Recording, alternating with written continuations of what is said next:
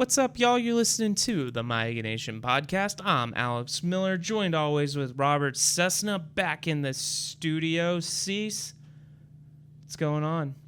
Well, a lot's going on, which is nice. I had to take a break for jury duty for 5 days. Glad to do my civic duty. Kyle Hawthorne was a judge, former Aggie great softball player in the Aggie Hall of Fame, and rightfully so, a Hall of Honor.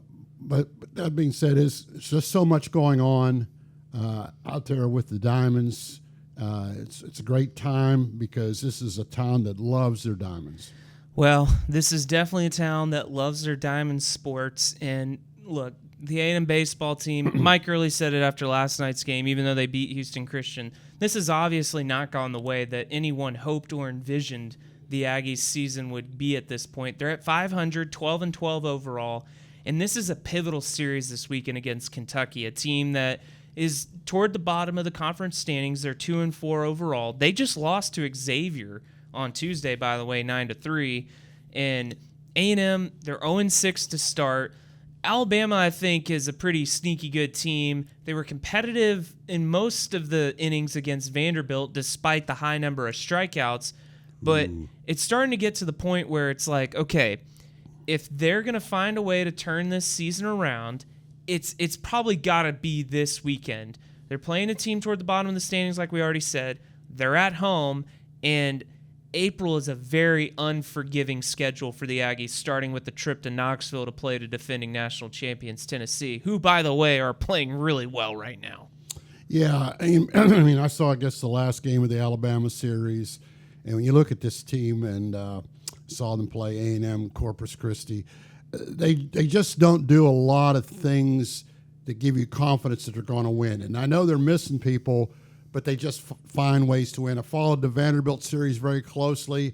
They almost pulled that out in the ninth inning, but they were so far behind, and they play good enough to lose almost some days, and that's a tough place to be in.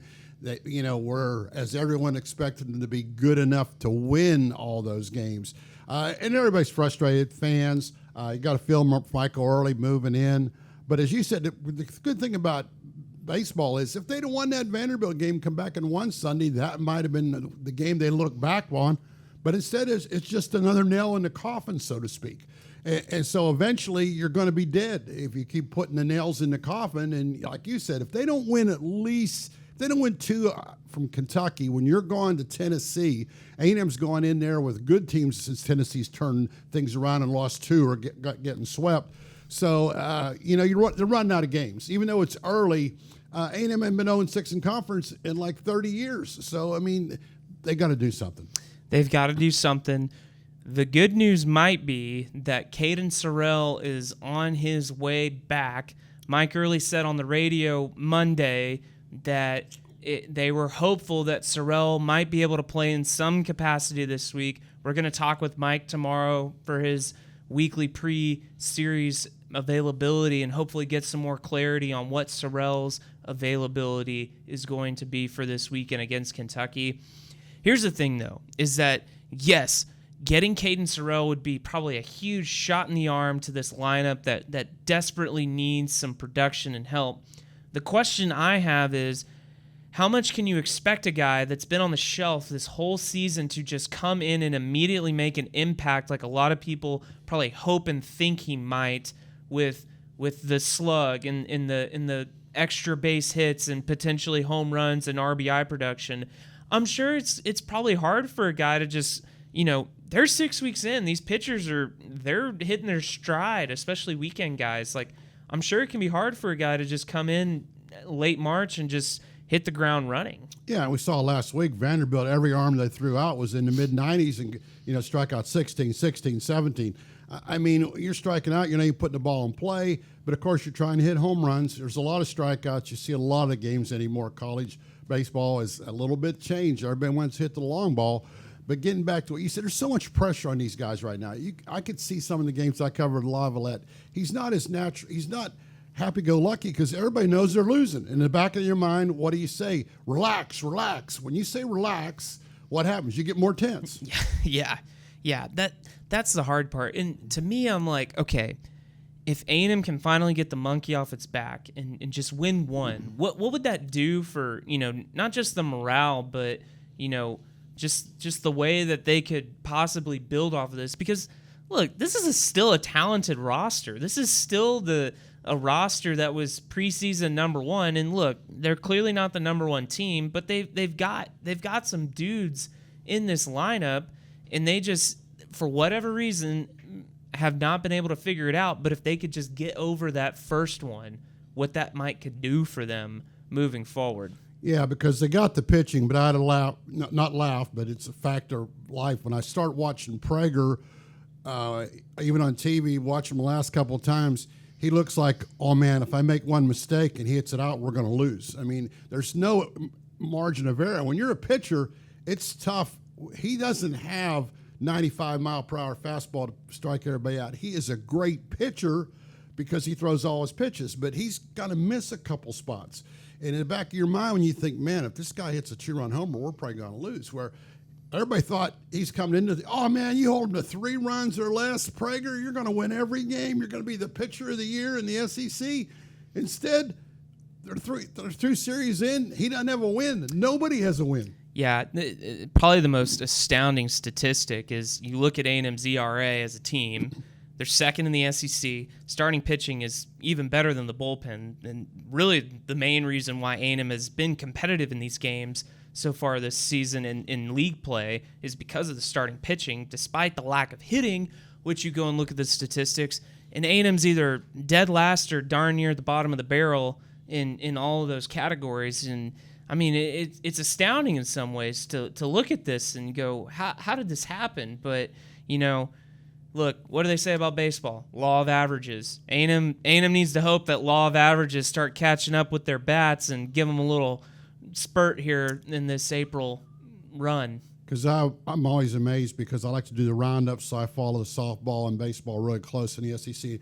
And A&M makes the errors that hurt them. It's amazing. You'll see sometime one team will have 2 errors, and you look, that led to 6 unearned runs.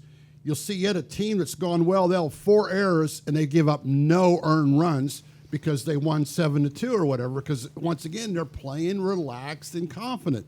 It's even affected A&M on defense. They're not playing, confident and with confidence. Well, and, the good thing is, second base had kind of been a little bit of musical chairs. One of the outfield spots had been a little bit of musical chairs. They've got second base figured out with Ben Royo. His defense has been incredible, and his bat is starting to catch up, as was the case last night against Houston Christian. Left field is a different story. We know Lavallette's anchor in center field. Terrence Keel has been one of the brightest things that's happened this year for the A&M baseball team as a freshman. But that third outfield spot where Sorrell would expect to be playing, they just haven't been able to figure something out. They got Sawyer Farr out there last night against HCU, and he did fine. He made some really good catches, by the way. One diving catch, one on a liner that was going a little back over his shoulder. So, if they can get Sorrell back and he can play in the outfield, that's really going to help solidify a little bit of the fielding miscues, I think, too. Hopefully. We'll see. This weekend's it. Pay attention. If you're not there in person, follow on the radio or TV or read the Eagle and see what happens. Big weekend. Well, on the flip side, if you're not on the A&M softball bandwagon, now's probably the time to hop on because, look, the Aggies are cooking right now on the diamond. And, Cease, what do you think is the ceiling for this A&M softball team? You look ahead, and, I mean, to me it's conceivable that they could go maybe 42-8. I mean, they could get over that 40-win plateau, I think, in the regular season if things keep going their way. Well, right now, as they moved up to number 2 this week in RPI, and of course RPI, I've been around this a long time. There's no sport to me that has ever been more in line with RPI than softball for whatever reason. I remember one year, Joe Evans, they came out after they went out and played in the California tournaments. They came out and their RPI was 16, which is the cutoff for, hosting the first round.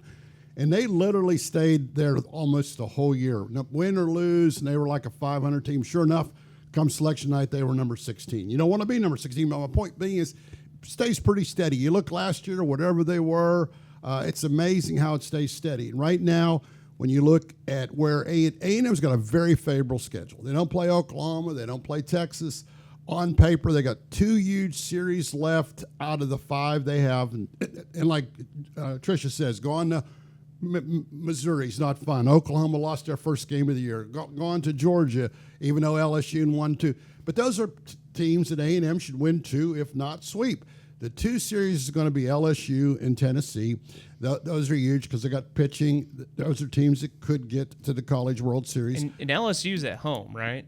LSU's at home, and I want to say they go to Tennessee to end the regular season. But my point being is those are the ones I'm pointing to because A&M is already going to be tough.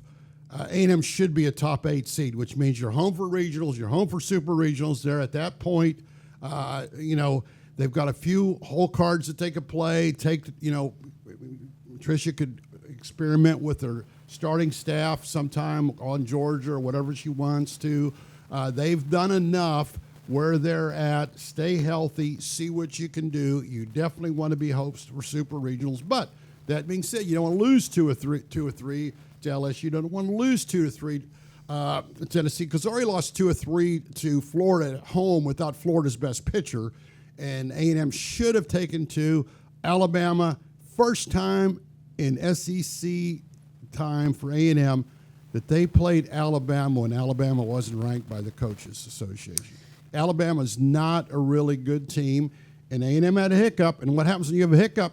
They lost the game 2-1 Saturday. They shouldn't. And then all of a sudden you're thinking, man, you lose Sunday, you lost the series. But to their credit, they got it out a 9-7 win. It was a little eventful there for a while. It was very eventful, but they have all the ingredients. I'll be a coach. People ask me a lot about softball. Says, I want to see more consistency from their bats. I don't want to see them go 0 for 8 with runners in scoring position against 3 pitchers they saw the day before against Alabama when none of them are All-American pitchers, not even all-conference pitchers. That's why Alabama's struggling. So, but it's still early. A&M's going to play a lot of non-conference games now, which helps their record, helps their confidence. Just take care of business. Just take care of business, stay healthy. And I think last year proved to everybody, include Coach Ford, you got to have Emily Kennedy very healthy and rested and not fatigued going into postseason. She got lit up at Texas. Don't get me wrong, Texas was the team everybody picked to win it that last year over Oklahoma. They were second, which is not bad. But you got to have your pitcher ready to go when postseason hits. Your number 1 pitcher. Someone that's really stood out to me on the softball diamond, just wrapping that up, Amari Harper's had a really good couple weeks. Amari Harper shows the depth of A&M because early in the year she broke her finger, but she actually, I don't remember if she got hurt in this play, but she took a base or did something she shouldn't have done. They took her out. Turns out she was hurt. And, she was kind of a person without a position because Frankie Frizzell, the freshman, came in and she was batting almost 400. Yeah, you couldn't really take her out of the lineup. KK DeMent, she was doing great at the infield. Maya Perez, remember last year, did nothing. I mean, she had like a 2 or 3 home runs. She was a part-time She had the big home run against Texas. So now she's having an all-conference year. And where are you going to put Amari Harper? Well, Harper is back 100%. Frankie and the KK DeMent, particularly DeMent, started sliding a little bit once conference. You put Harper in, and she is just lighting it up. She's now leading the team in hitting, even though it's very few at-bats, able to switch the lineup. The lineup's much better with her and Powell at the top. Powell, then her. So A&M's got 5 left-handers in a row. Yeah. And then they got Barbara and Perez, right? You've got people that can drive in runs in Perez, Barber, and Woolley, and then Woolley can have a bunt single or she can hit it up the alley for a triple. And A&M's deeper in pitch. The main thing I like about A&M this year, they're very deep in pitcher. When Emily Levitt, who was your 3rd best pitcher last year, really has dropped to 5th. She's not gotten worse. Everybody else has gotten better. That's what you want. So you want to get out and get softball. That being said A&M just came out of a sport where they had a possibility of a sport making the Final Four, or at least getting a run to it. A&M men's basketball fell short, and everybody I talked to wants to know my thoughts. And I think the question is, what does Buzz and his staff have to do in the off season to be that not there's a big drop off after losing all those seniors? Yeah, I mean, you look at it, and I wrote about it on Monday for Tuesday's paper, and you know, as it stands, if nobody on the current roster leaves, which to this point nobody has entered the transfer portal, it opened Monday. You'd kind of think if somebody was going to leave, they would have left, and they still could. Who knows? Sure. But the fact of the matter is that A&M's got 5 spots to fill. They're going to have a really young team. They've got 2 really good pillars in Pharrell Payne and Solomon Washington. Payne is an incredible offensive threat. We saw that in the NCAA tournament. Solomon Washington's A&M's best defender. We've seen that through his 3 seasons with the Aggies. What they need to do, they need to go out and get some guards. They need to get guards that can fill the shoes of Wade Taylor, if that's even possible. They need a guy to fill the shoes of what Zurich Phelps filled for Tyrese Radford. And they need someone who is a consistent 3-point threat. Yes, CJ Wilcher was a great role player, but it was also pretty obvious at times when A&M put him in what they were going to do. It was probably going to go to him, and he was probably going to shoot a 3. And the defense knew that too. And the defense knew that too. And A&M wasn't as strong of a threat shooting the 3 this year as they had hoped to be. You know, they had hoped by getting guys like Zurich Phelps and CJ Wilcher that they would be a better 3-point shooting team. Wade took fewer shots this season because, you know, the guard play was deeper and he thought he would be able to have more of a distributor role, right? He also missed 4 games. And so, you know, I think that A&M's got to focus on guard play. What I wouldn't be surprised with is they've got some really young talent. You know, guys like Andre Mills, George Turkson, and Janusz Rutowski, right? They were all on the scout team this year. They're coming back. Mills is a guy that a lot of people are high on from what they were able to see on the scout team through this last season. And there was no shame in him redshirting because, you know, his minutes were probably going to be pretty limited anyway.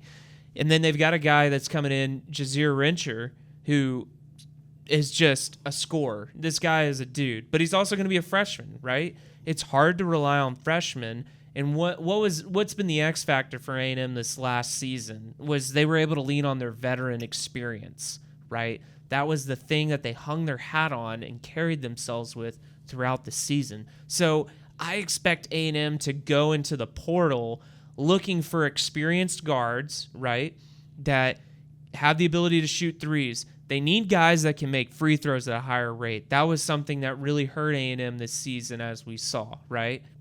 And, you know, it wouldn't be surprising to see them go get a big, because that was one of the big things that I think at times was overlooked with this year's A&M team. The rotation of guys they had at the post position was really stinking good, because they had Henry Coleman, Anderson Garcia, they had Pharrell Payne, and they had 4 consistent guys, and they had a guy in Jace Carter who could go toe-to-toe with some of those bigger dudes in kind of a swingman combo, right? He was 6'5", 225. He could hold his own. So that's kind of what I'm thinking. You know, it's kind of a crossroads for A&M, right? Because they had this incredible senior class that everybody loved. They were fan favorites, but 2 NCAA tournament wins to show for, right? Not much. It's a tough pill to swallow. Without a doubt. A&M is Wade Taylor's going out as one of A&M's most decorated, if not the most decorated player in program history, and he never got to play in the second weekend. Yeah, I would. It's interesting. I would argue you can't belittle what he did. No, absolutely not. But yet the team didn't have success, and you got to have success in your team. If that's why AC Law separates himself or whatever, because basketball is a team sport. It's not like golf or whatever. And the problem is, A&M didn't have enough success. It's like, so did you waste, Taylor or, whatever? And it's like you said, the bottom line is it's a tough pill to swallow, because if you're somewhere else and talking about your greatest player ever, if you want to argue Johnny Manziel, he won a Heisman, You want to argue John David Crow. I mean, yeah, the Cotton Bowl's nice, but it's not the college football playoff. It's not the a college national football championship. playoff. And, once again is, that win won a championship. I mean, it's like, that's what separates Gary Blair from a lot of the coaches here, because he won a national championship. Even J.T. Higgins, the golf coach, when he was here, and now Mark Weaver. You win a national championship when you're in your sport, or a conference championship. We live in an era where conference championships are not weighted as much as they used to be. Billy Kennedy won a championship. But how far do you go in the postseason? Yeah. Well, and that, I think that's tough too, because when Buzz was hired, a big talking point was what he had done at Marquette and what he had done at Virginia Tech, and how he had been able to help those programs get over the hump Take the next step. And naturally, you looked at this progression, and yes, it took some time. Buzz had a lot of hurdles. The COVID season just decimated the program for a number of reasons. He basically had to start from scratch in year 3. Twice, yeah. And so, to his credit, he had built this up, and it was like, man, I thought I would be going to Atlanta today to be covering the Sweet 16, and another tough pill to swallow is A&M would have been playing Auburn, a team that they had already beaten in a program and a system that they feel confident matching up against. And what do we know about the NCAA tournament? A lot of it is about matchups, and A&M matches up really well with Auburn. Matchups and who is playing well. And Auburn is not playing well right now. No, they're not. And I watched a lot of the A&M Michigan game, and my conclusion, what I didn't, I listened to whatever, the bottom line is, which happens in a lot of sports, the best team that day won, and it wasn't A&M, and that's the reality of it. Yeah. And A&M had a lot of days they were the better team. That's how they got there, but that's what stinks, because you always ask yourself, when are you going to get that close again? Because men's basketball is a program where they don't get there a lot. Yeah. Last thought on that Michigan game. The day before, when we were talking to Dusty May, the Michigan head coach, I asked him, you guys have been in so many close games. They've been in 18 one or two possession games, and the last 3 games they'd been in going into that A&M game were 1 or 2 possession games. And I was like, what's the secret sauce, right? And he's like, I just think our guys play harder in the last 5 minutes. And I'm like, okay, well, a little bit of coach speak. But they did. And then they did. They beat A&M at their own game. And I think very comfortable doing it. A lot of tough pills to swallow. And, I think that was maybe the toughest part, too, is that A&M's identity was so defined. And Michigan beat them at just about everything A&M did well to get to that point. I grew up in a basketball, school, high school, basketball is big up in Western Pennsylvania, just because of the weather a lot of times, not maybe as much as football. And you love that. You love March Madness, because the thing about basketball is postseason hits, even if you win one game to get there, the level of interest, excitement goes up so much. And then the fact you add to that is A&M knew they were going to get to Atlanta, get to the second round, the regionals, maybe even get to the Final Four. And a lot of teams think that way.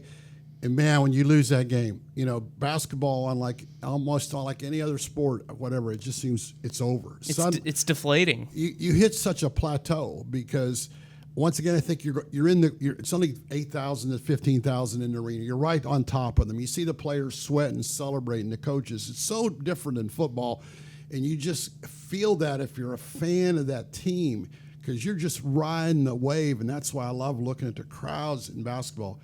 And then when the ones go on, they're delirious, and the ones that lose, you're devastated, because I'm not going to San Francisco next week. I'm not going to Atlanta. I can forget about San Antonio. I was just 2 weeks away from San Antonio, and it's amazing. And I got to cover that when the A&M women's team won it. When they went up and upset Baylor. I mean, Gary took everybody out. The riders said, "Hey, I'm." Yeah, you went to Dick's Last Resort. Yeah, I'm just saying this because, and in the back of his mind, he had to think like, this might be it. This might be as far as we go, but at least we're getting to there. Then he wins 2 more. I mean, basketball, every sport has its own niche, and that's what I love about March Madness, because so much can be gained so quickly, but so much can be lost too. Yeah. The last thing I'll say on basketball is, with so many guys leaving, and, good news is A&M's playing in that Players Era Festival down in Vegas again next year. A&M's probably got some money to go spend to bring in some talent, is my opinion. We'll see. And if Aggies want basketball to keep sustained success and make the second weekend and get over that hump and have buzz take them to a place they haven't been before, right? A&M's got to continue to invest in basketball, and I get it. Basketball, in a lot of ways, is probably the 3rd most popular sport at this school, but that's just the nature of the beast these days. When especially the rest of the SEC is really invested in basketball. You see how far they've come so quickly, and it all gets back to, I always say 2 things, coaching and talent. Yeah, you got to have both, and if you've won, it depends how good that level is. You're either going to be half full or half empty, and if you're the half empty, then you're in trouble. And that's all I'm going to say about that, because we're seeing with the NIL, and I think as we move forward, until there's a salary cap, those who will pay the most are going to have a better chance of winning the most, and those who try to cut corners will be sent to their room quicker. Yeah. Well, let's wrap it up with this. We talked with Mike Elko and A&M running back Ruben Owens this morning about spring football. What really stood out to you about what either of those guys had to say? Well, spring's time to, refocus, see where you want to go, and Elko handles it right. He's not going to talk about players. I mean, they're out there. But like he points out, there's more padded practices in the spring. A&M's, to me, when I looked at it last week and did a story about what have you, about, they've got a lot of question marks. I would say almost maybe even more or just as many as they did last year in Elko's first year, just because of the way the season ended. And I could rattle off, defense overall, how's the offense, how's the new wide receivers going to work, how's the defense going to be improved, who's going to replace 2 first-round draft picks. I mean, the list goes on, and that's kind of interesting for a second-year program, so to speak, under Elko that did have a lot of success early, but it's also the time we live in. Everybody thinks every answer should be answered because of the transfer portal. You're not going to accept any group being down because you can go out and get people. You don't have to say A&M's not going to rely on true freshmen to get those wide receiver situation fixed. Now, maybe 1 or 2 of those guys will come on, but they brought in guys to get the answer. And if they don't get the answer, and even though I think he alluded to this sometimes, what they did a couple times didn't work out last year in a couple of deals. And, it was his first year. So bottom line is springtime is good. Nobody can screw up. But I think A&M's got a lot of work to do. I would agree. And, hey, we got a lot of work to do, too. So that's quit talking. We're going to quit talking. Before we go, shout out to A&M Tennis. The women continue to have a Good strong point. season. And the men, they're coming on strong, so we'll see if they can make a run at the SEC. 1 loss in their home this week. They play South Carolina on Friday night and Kentucky on Sunday. How about that? I remembered that. There you go. You got a good memory. How about that? What's your name again? I'm Alex Miller. That's Robert Cessna. Alex Miller. Yeah. There you go. This was the My Aggie Nation podcast. Be sure to check theeagle.com for all of our coverage on A&M Athletics. We'll see you next week right here.